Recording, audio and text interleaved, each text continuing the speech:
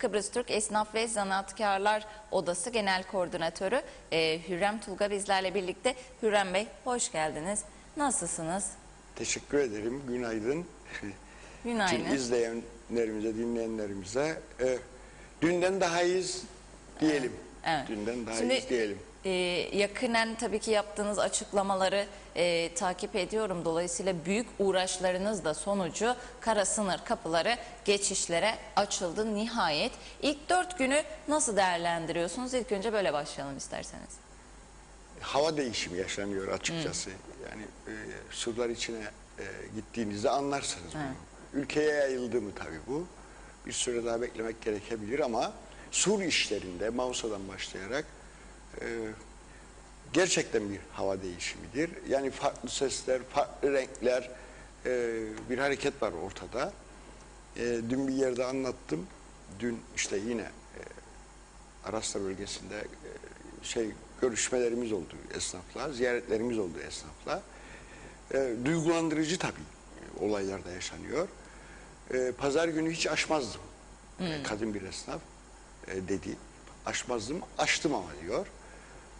Ve 60 euroluk bir ciro yaşandı diyor. Ve bayram yaparak evime gittim. 60 euro ciro yaptım ve bayram yaparak evime gittim diyor. Ki 60 euro dediği ham maddesi, sattığı tişörtü, gömleği neyse, elektriği vesaire.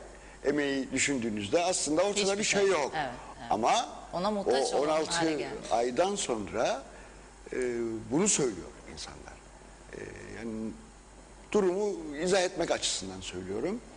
Yalnız ekonomik değil ama diğer taraftan bir motivasyonu oluyor insanların. Yani psikolojik da yanları olan bir mesele. Ekonomiden başlayarak tabii. Bir hareket var ortada. Farklı hareketler. Çünkü kapalı düşünün, siz size kaldınız. Biz bize kaldık. Şimdi heyecanlı bir bekleyiş de var. Tabii ki. O çok kesin zaten. Veriler de öyle. Hemen baktım. Ortalama 8.000 kadar. Günlük. Günlük bir hareket var. Cuma, cumartesi bu hafta için geçen hafta da öyle oldu. Bayağı bir yükseliş oldu. Ve böyle zaten düşündüğünüzde 24.000'e yakın, çünkü 23.400 küsuratlı bir rakam. Dün de koyduğunuzda 32 oldu. Dün de koyduğunuzda açıklandı işte, biraz önce hemen baktım. 8.000 aşan bir ortalama var. Evet, tabii bilir misiniz? Yani pandemiden dolayı tabii artı bir boyutu var. Çünkü siz dönüp bakamadınız veya bakmadınız sonuç olarak. O insanlara merhaba demediniz. Evet. Yalnız bıraktınız o insanları. Kendi sorunlarıyla baş başa bıraktınız. Yani tekrar o duygularımı ifade etmek istemem ama yani olabilecek bir şey değildi yani yaşananlar. Ki Şubat'ta kapanmıştı o bölge. 16 ay. Evet. Pandemi 14 Mart'tan bu yana 15 ay ama onlar, o bölge, sur işleri 16 aydır tamamen kapalı ve 16 ay boyunca düşünün, çocuğuna harçlık veremedi insanlar. Yani bir an için o empati, onları yerine koymak, o insanların yerine koyduğumuz zaman anlarsınız yani durumu. Siz de gençsiniz ve böyle parasız kaldığınız zamanlar olmuştur mutlaka diye düşünürüm. Ya da o empatiyi kurabiliriz diye düşünüyorum. Tabii ki. Düşünüldüğü zaman korkunç bir şeydir bu. Bunun dışında pek çok boyutu var tabii kapıların açılmasının. Ne kadar önemli bir ekonomik dinamizm olduğu da anlaşıldı bu geçen süre. Kapıların önemini de aslında gözler önüne serildi bir kez daha. Evet, onu demeye çalıştım. Gerekli değer çünkü verilebiliyor muydu, verilemiyor muydu? Evet, hep ikircikliydik. Birileri çok önemliği sayardı, birileri işte küçümserdi, görmezlikten gelirdi. Zaten öfkelendiren ve eyleme sebep olan da o açıklamalardı. Yani neredeyse durun bakayım dercesine, yani o insanları küçümseyen açıklamalar, nedir yaptığınız siz, bekleyin bakayım gibi açıklamalardan sonra zaten insanlar feryat etmeye eyleme geçmeye başladılar. Ama açılış başladığı andan itibaren gördüğünüz gibi bütün devlet yetkilileri oradaydı artık. Kapıların öneminin altını çizmeye başlayan açıklamalar ve havayı yumuşattı. Bir de işin o yanı var. Evet, bekliyor muydunuz yani açılmasını? Tamam, oldukça geç kalınan bir karardı aslında ama son zamanda da sizler de başta olmak üzere çok fazla dillendirilmeye başlanmıştı. Artık bir sınır kapısı baskısı kamuoyunda da yer almaya başlamıştı. Bu zamanda bekliyor muydunuz? Bütün koşullar vardı. Bütün koşullar vardı. En önemlisi iki toplumlu sağlık komitesinin yürüttüğü tartışmalar, yaptığı tartışmaları da izliyorduk tabii ki. Ve bekliyorduk. Elbette ki bekliyorduk. Hatta açılmamasının tamamen siyasal nedenlerden evet olabileceği ihtimali vardı ama açılmaması için de sağlığa dayalı hiçbir şey engel yoktu. Sağlığa dayalı, sağlığa dayalı. Çünkü tartışmaları izliyorduk, arıyorduk. İki toplumlu sağlık komitesinden çift taraflı, iki taraflı sağlıkçıları ve olumluydu oradaki tartışmalar. Siyaset biraz karıştırdıydı işi. Öfkelendiren de siyaset oldu. Yani orada olumluyken siyaset işte durun bakayım dediği anda kafa karıştı ama orada evet iyiydi ve hatta hazırlıklar başlamıştı. İki Toplum Sağlık Komitesi şartları ortaya koyarak nasıl olacağına dair tartışmaları neredeyse sonlandırmıştı. Dolayısıyla beklememek mümkün değildi. Kaldı ki evet sonuçta oradaki kararlar ne olur? Siyasete intikal eder ve son kararı veren bildiğiniz gibi siyaset olur. Güneydeki ve kuzeydeki siyasi otoriteler kararları verir. Onu da aşabiliriz diye düşünmüştük zaten. Hareketliliğimizin nedeni de o. Yani sonuçta onlar da yalnız yaşamıyorlar bu toplumda. Birilerini temsil ederek yaşıyorlar ülkede. Ve sonuçta evet vardı tabii olumsuz karar ihtimali de vardı ama bütün dünyanın da gözünün burada olduğu düşünülürse çok fazla açılma ihtimali de vardı. Herkes de burayı gözlüyordu yani buraları izliyordu. Yalnız da değiliz yani dünyada. İşte artık nasıl bir güvensizlik olduysa büyük bir kesim de yok yahu yine açılmaz. Yine biri tarihi ertelerler, haftaya derler, önümüzdeki ay siyasete derler olan diye. güvensizlik ama. Evet. Çünkü gerilim de vardı unutmayın. Evet. Maraş'tan başlayan Cenevre'deki olumsuz sonuçlar, bir sürü yaklaşımlar, tartışılan yaklaşımlar, atışmalar karşılıklı siyasi liderler arasında, siyasetler arasındaki kavgalar, evet o noktaya getirmişti işi tekrar. Olumsuz beklentiyi artırmıştı doğal olarak.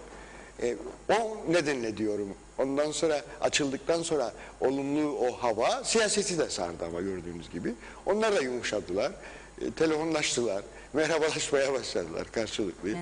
Evet. Bunlar da önemli şeyler. Çünkü bu olmadıkça da ekonomi olmaz. Yani gerilimin olduğu yerde turizm mi olur? Gerilimin olduğu yerde ekonomi mi olur? Yani bütün bunları da düşünerek siyasetin adım atması gerektiği ve sözcükleri seçerek kullanması gerektiği de aşikar değil mi? Evet, İlla da gerilim mi gerekir yani tartışmak için? Bunlara hep dikkat etmek lazım. Çok önemli bir noktaya değindiniz. Hepimizin üzerine büyük bir sorumluluk düştüğü detayından bahsettiniz. Aslında o yüzden şunu sormak istiyorum. Geçişlerin iki toplumun arasındaki ilişkilerin artması için medyaya, sivil toplum örgütlerine ve siyasilere ne tür görevler düşüyor sizce şu anki süreçte? Aslında bunu daha yeni biz bile daha yeni tespit etmeye başladık. Güzel bir soru bu. Onu söyleyeyim ve kaç gündür de söylemeye çalışıyorum. Kafamda da iyice artık anlaşılır oldu mesela. Biliyor musun biliyor musunuz daha doğrusu biraz geriye gidelim. 2008'de, 2003'te kapılar açıldı. Evet. Litra Palas'tan geçişler başladı. 2008'deki lokmacının açılması ise apayrı bir mücadeleyi gerektirdi ve uğraşı gerektirdi. Zor oldu. Çok zor oldu. 2003'te düşünün kapılar açıldığı halde lokmacı 5 yıldan sonra açılabildi ve ama başarmıştık. Evet. Korkunç bir mücadeleyle ama ve çift taraflı ve korkunç bir mücadeleyle neler gerçekten uluslararası da bir mücadele oldu. Herkes anlatmaya çalıştık. Anlatanlar oldu ama karşı çıkanlar da oldu. En büyük argüman neydi bilir misiniz? Bu toplum bu kapı açıldığı zaman yok olur argümanıydı. Bunu size söyledim galiba, paylaştım. Evet, evet. Yani biz başaramayız. Hatta ne olur sonuçları gibi çok ciddi sorular vardı. Yani biz yapamayız, yapamayacağız gibi argümanlar vardı ve karşı çıkanların pek çoğu da bizi yutacaklar yaklaşımı üzerinden, biz yok olacağız yaklaşımı üzerinden muazzam bir dirençle ortaya koymuşlardı. Yani siyasi gerekçelerin çok ötesinde onlar gelişmiş bir ekonomidir. Biz ise hiçbir şeyiz. Dolayısıyla dayanma şansımız yok, var olma şansımız yok. Toplum olarak var olma şansımız yok. Buna rağmen ısrar ettik. Biz okyanusta boğulmayı göze alırız. Yani kapalı bir yerde hiç şansımızın, geleceğimizin olmadığı bir yerde işkenceyi yaşamaktansa varsın okyanusa açılalım, varsın denizlere girelim ve yüzemezsek de boğulalım gibi bir yaklaşım sunduk. Yani çünkü var olan statükoyla bir yere gidileceği yoktu. Bir takım deneyleri yaşamamız gerekiyordu. Ve açıldı 2008'de. Başlangıçta çok eleştiriler geldi. Çünkü bizim insanımız daha çok güneye gitmeye başladı. Ve güneyden kuzeye geçişler hakikaten çok az. Dengesizlik vardı. Büyük dengesizlikler vardı ve bu da büyük eleştirilere neden oldu. Bak gördünüz mü? İşte açlıkta ne oldu? Gibi yaklaşımlar kötü oldu, daha kötü oldu. Gibi yaklaşımları yıllar yılı yaşadık. Ve yıllar yılı bu çatışmalar yaşandı. Ama toplum adapte oldu. Kendi başarısını ortaya koydu. Kendi uğraşlarıyla artık bütün uluslararası camiaya karşı bir varlık olduğunu o ilişkiler içerisinde hissetmeye başladı. Başardıkça, yaptıkça, güzel şeyler ürettikçe olabileceğini gördü toplum. Ve o süreçte güneyden de biz başardıkça, yaptıkça, güzel şeyler yaptıkça, doğru ilişkiler kurdukça bir baktık ki güneyden akışlar Rum toplumundan, oradaki turistlerden gelişler artmaya başladı.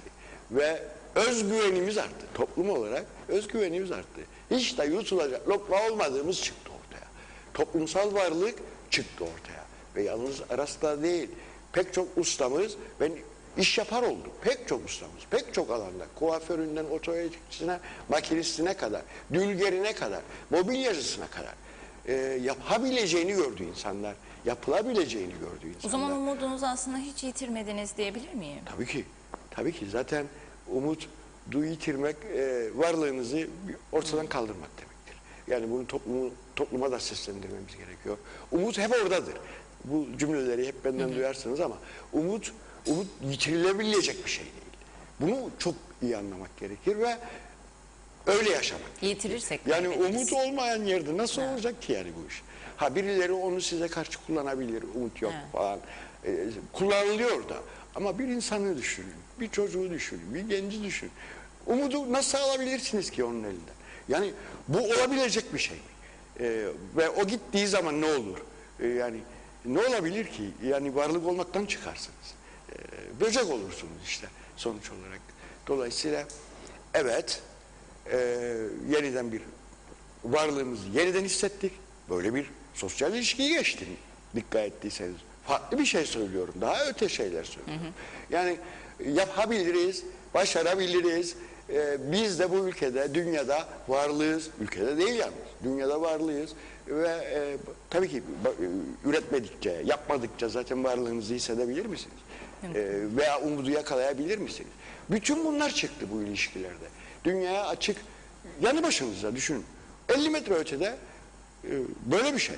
Deniz yok arada, okyanus yok arada ve dünyaya açılmış oluyorsunuz. Böyle bir şey. Abe toprağı sonuçta. Uluslararası ilişkilerin yaşandığı bir toprağa kapı aralıyorsunuz.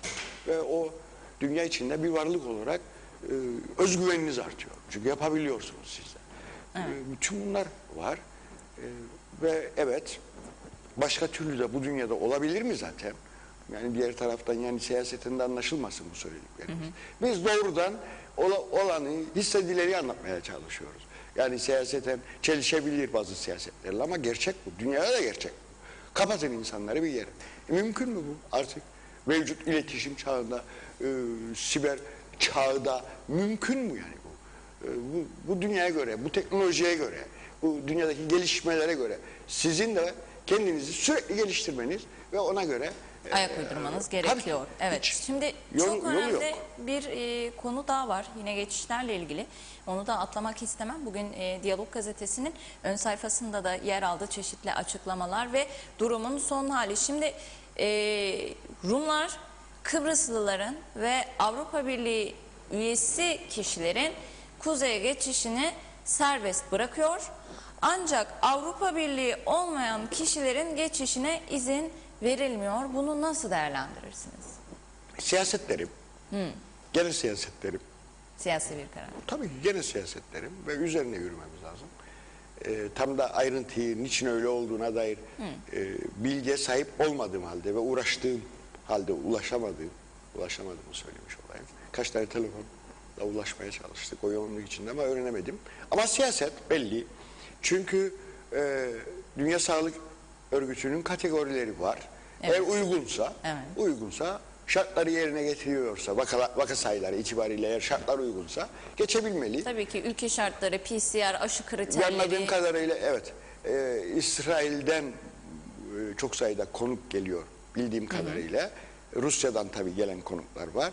Belki Rusya tam bilmiyorum oradaki vaka sayılarını ama İsrail'de vaka sayılarının çok aza indirgendiğini, neredeyse yeşile döndüğünü biliyorum. Dolayısıyla o nedenle siyasi bir karar diyorum. En azından bildiğim bilgiler çerçevesinde çok rahat hatta bunu söylerim. Bu konuşuldu mu? Konuşulmadı mı? Başka şeyler mi var? Nedir nedenleri? İşte onun üzerine yürümek gerekir. Yetkililerimiz ne kadar bilgiye sahiptir onu da bilemiyorum. Masaya koydular bu meseleyi. Onu da bilemiyorum. Ama bu mücadelenin de verilmesi gerekiyor. Tabii ki. Niye olmasın ki? Cumhurbaşkanı Ersin Tatar'ın da bir açıklaması var. Bugün yine olacak gibi Diyalog'un ön sayfasında 3. ülke vatandaşlarının geçişinin olması ekonomiye de büyük katkı olur diye açıklama yaptı. Peki bu konu kapsamında... Bir hak olarak evet ekonomiye katkı anlamında kesinlikle onu hiç tartışmayız ama neden engelliyorsun ki? Bir hak olarak da diğer taraftan değerlendirmek gerekiyor. Yani hangi gerekçeyle siz? Yani bu bir kısıtlama ama hangi neden? gerekçeyle ki ulaşamadım diyorsunuz. Bu işle en ilgili kişilerden birisiniz. Ulaşacağız tabii ki. Her halükarda sağdan soldan bir yerlere ulaşacağız. Bacadan, karadan gireceğiz yani. Ulaşacağız bir şekilde. Peki bu konu kapsamında Rum liderliğine nasıl bir mesaj gönderilmeli Hürrem Bey? Evet yani misillemeci politikalarla olmaz. Biliyor musun? Misillemeci politikalardır. Yani sen Maraş'ı aşmaya çalışırsan ben de bunu yaparım. Gibi. Sen onu yaparsan ben bunu yaparım gibi. Hep misillemeci yaklaşımlar var. Yani inada inat ya da kısasa kısas yaklaşımlar. Bunlarla bir yere varamayız. Gerçekten varamayız. Ama burada dikkat ettiyseniz gönderme yaptığım hem Rum liderliğidir aslında hem Türk liderliğidir. Yani bu yaklaşımlar kabul edilir yaklaşımlar değil. Yani doğru tektir demeyeceğim ama o yanlış yapıyorsa ben de yaparım.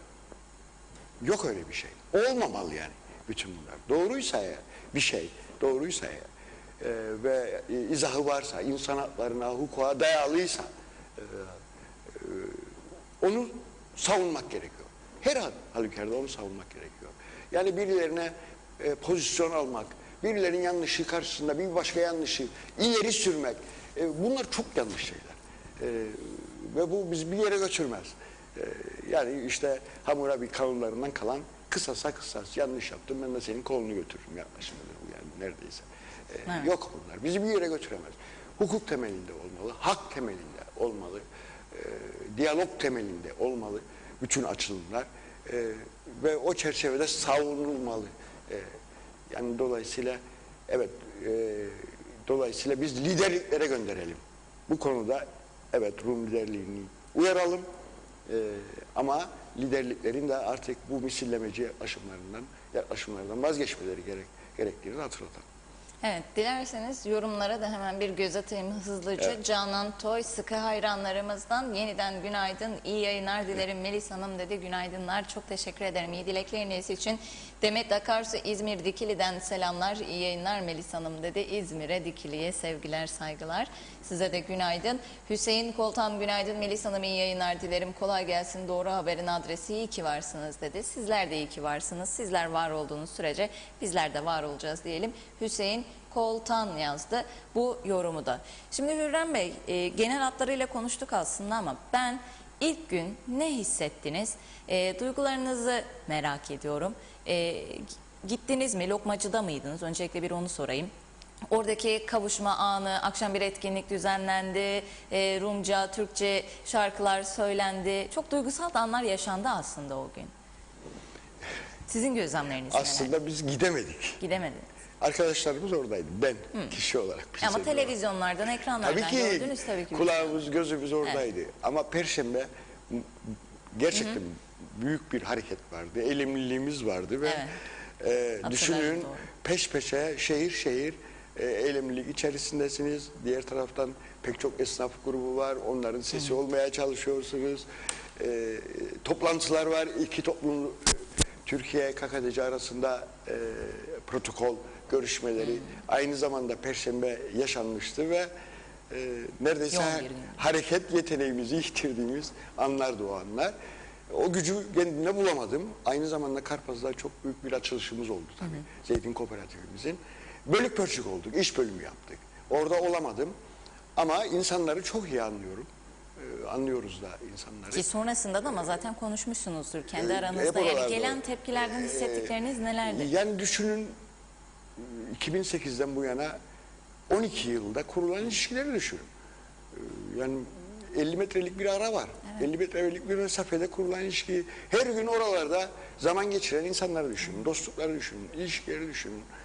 Düşünün bütün bunları ve bir anda 16 ay pat diye kopmuş. Uzatsanız da elinizi tutabileceğimiz bir mesafede.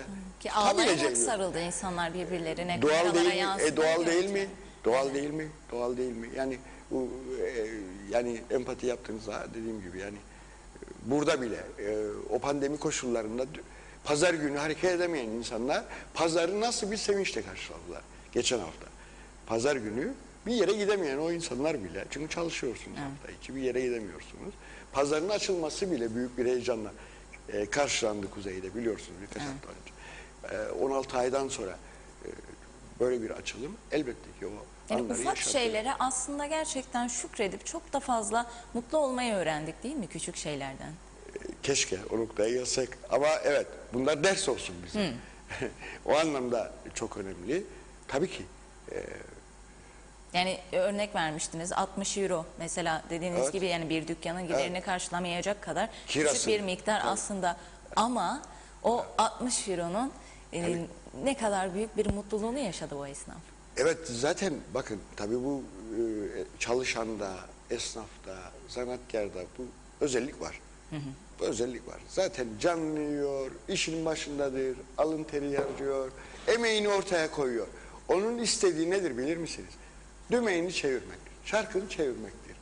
Ve bir başkası karşısında utanmamaktır istediği, çocuklarını utandırmamaktır istediği. Çalışan insanın ruh hali, esnafın, zanatkarın yani mikro küçük işletmenin ruh hali budur aslında. Bütün mesele burada.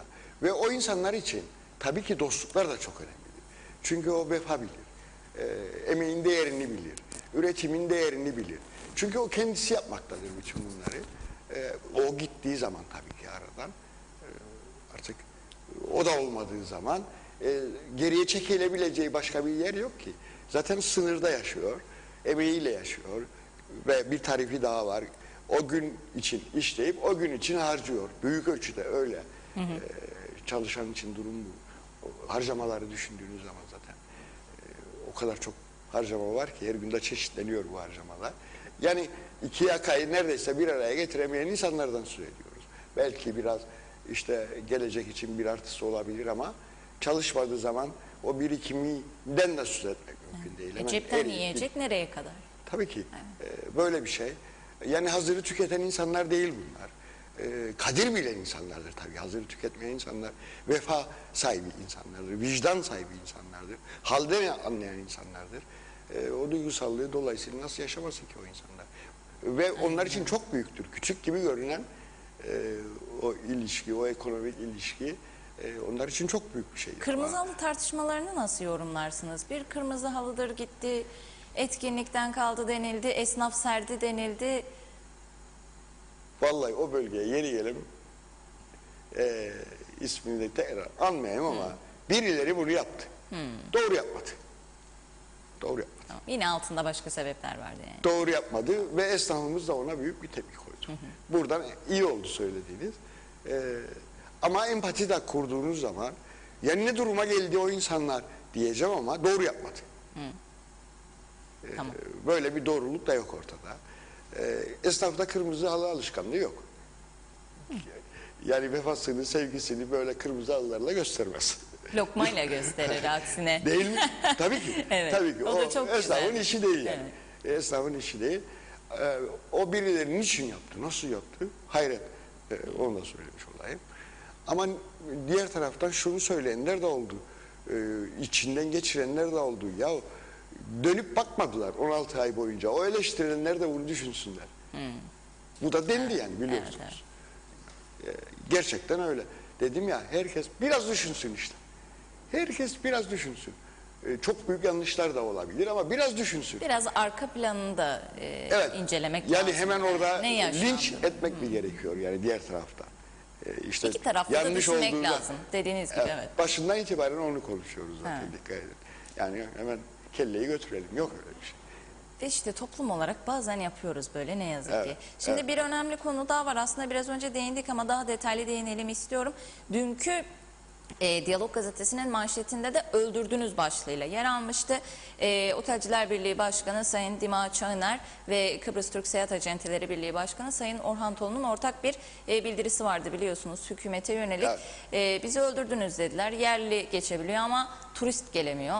Turizm ölmüştür gibi bir açıklamaları oldu. Haklı da bir yakarışlar oldu. Siz nasıl değerlendirirsiniz bunu? Seyahat acenteleriyle zaten ortak bir eylemlikteydi ve sorunlarını. Biz onları esnaf da sayarız.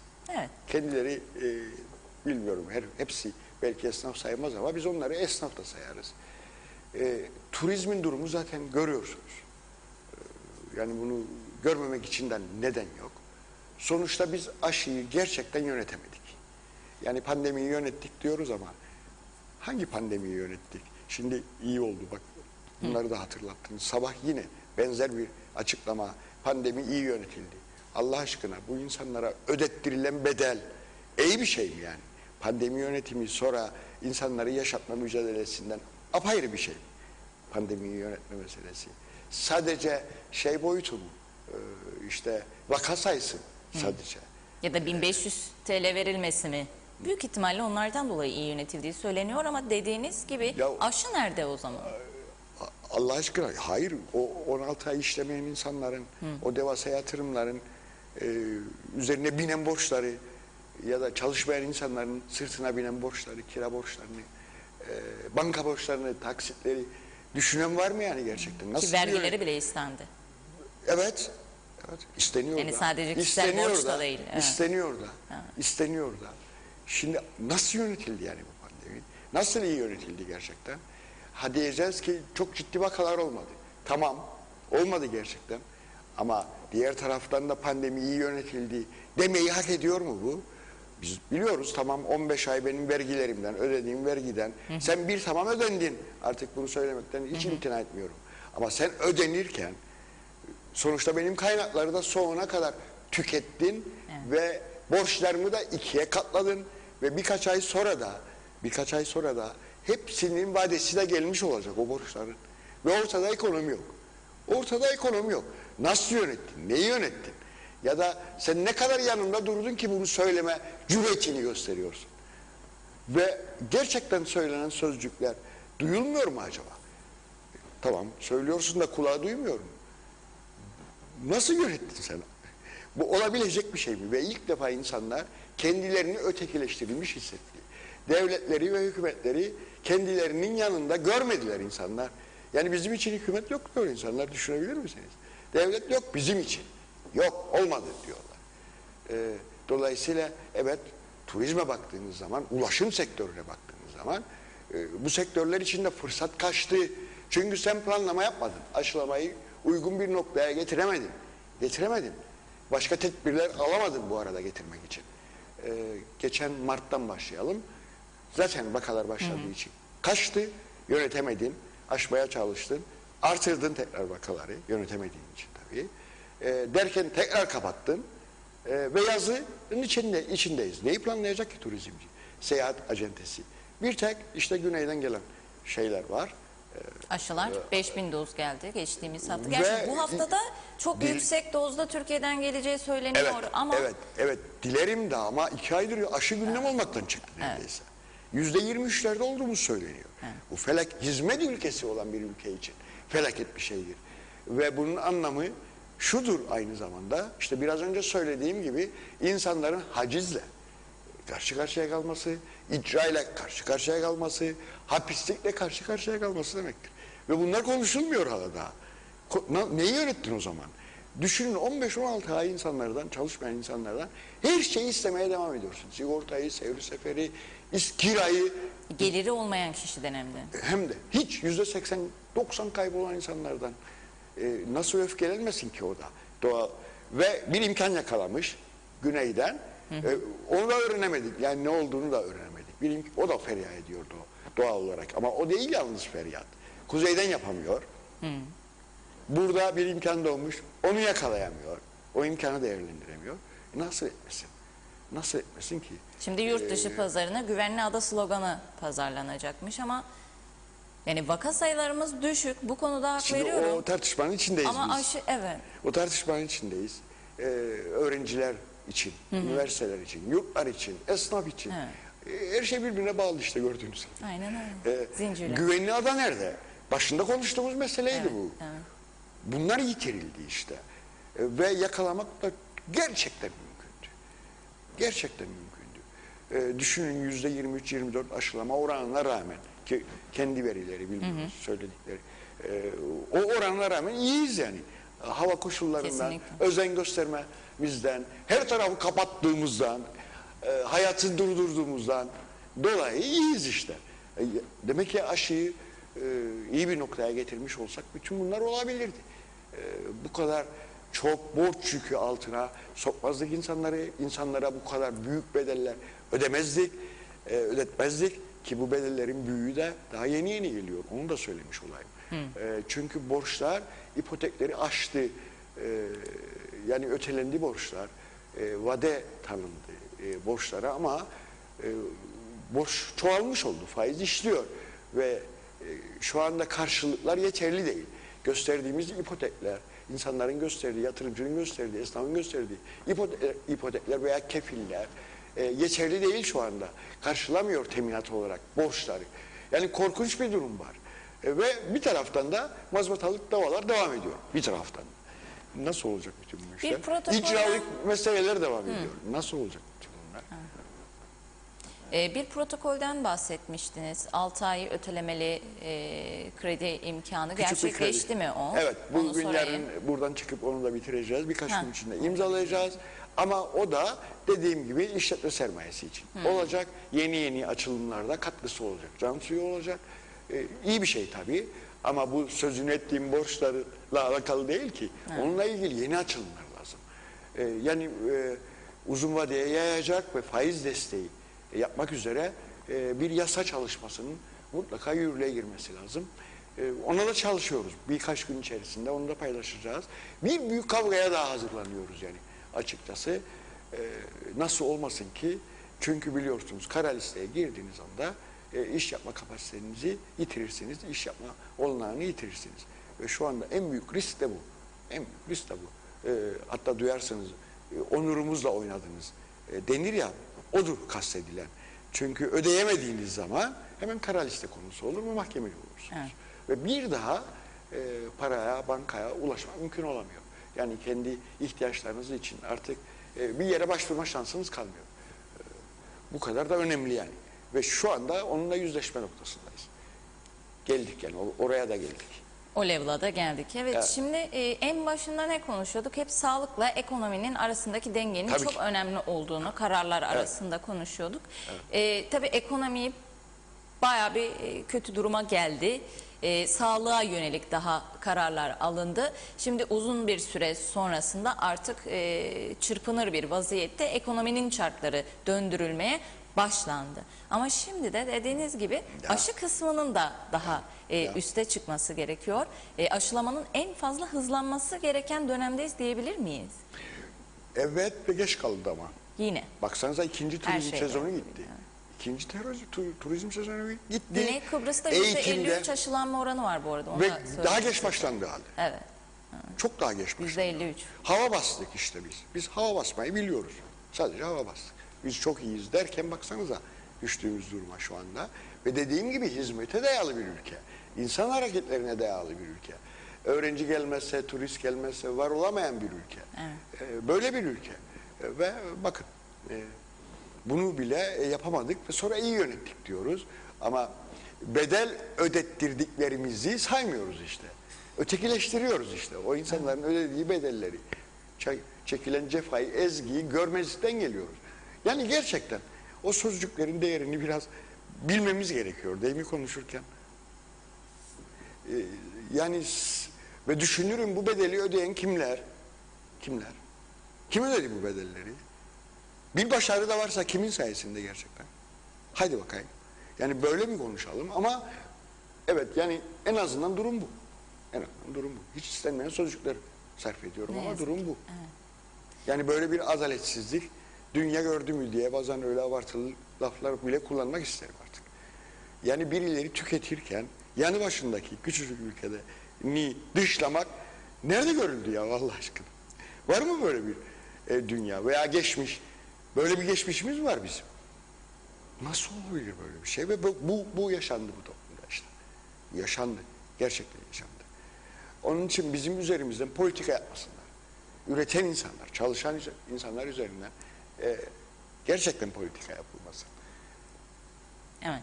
Şimdi program süremizin de sonuna geliyoruz. Son 5 dakikamız kaldı. O yüzden son olarak şunu da sorayım. Turizm olmadan ülkemiz gibi küçük bir ada ülkesinde ekonomi olabilir mi sizce?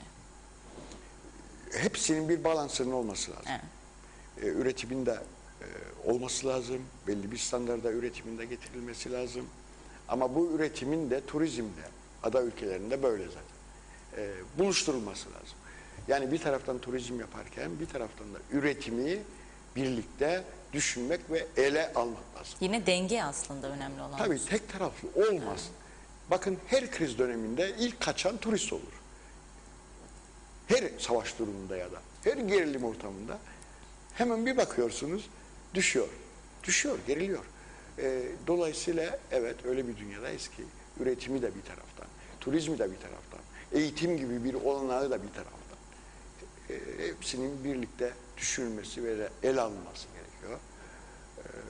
Ve giderek standardı tabii, kaliteyi artırmak gerekiyor. Çeşitlendirme diye duyarsınız ya, hep çeşitlendirelim diye duyarsınız ya ve hiç çeşitlenmiyor belki ama çeşitlendirme denen mesele de çok önemli. Yani yumurtaları tek sepete koymamak da çok önemli. Bunlar da çok önemli. Şimdi şunu da sormak istiyorum. Böldüm sözünüzü ama hızlı hızlı gidelim istiyorum. Program başında da bahsettik. Şimdi Güney Kıbrıs, Kıbrıslıların ve Avrupa Birliği vatandaşı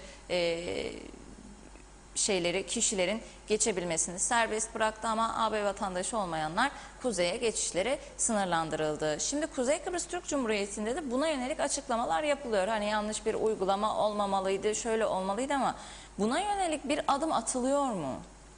Onu öğreneceğiz. Ne kadar ilişkileri var. İşte neden bilinmiyor detaylar? Bilemiyorum. Gerçekten. Gerçekten ama Ne yapılması? siyasi olduğu düşüncesindeyim.